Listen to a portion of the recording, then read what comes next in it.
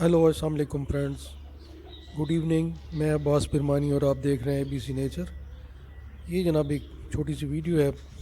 ये squirrels and chicken. ये मुर्गियाँ और गिलहरियाँ ये साथ साथ दाना चुग रही हैं। कभी वो मुर्गियाँ उन्हें भगाने की कोशिश भी करती हैं, लेकिन वो फिर आ जाती हैं। और ये बड़ा छोटा सा प्यारा जानवर है, अगरचे बहुत नुकसान करता है। ख़ास तौर पे मेरे अनारों का ये बड़ा दुश्मन है ये। अच्छा, फिर ये बाकी परिंदे हैं, वो जब फल पकते हैं तो वो उस वक्त आते हैं, कुछ खाते हैं।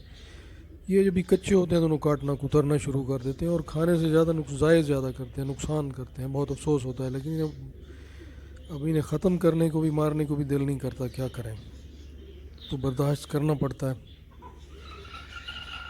तो ये जनाब देखिए, उम्मीद है आपको पसंद आएगी। Thank you very much.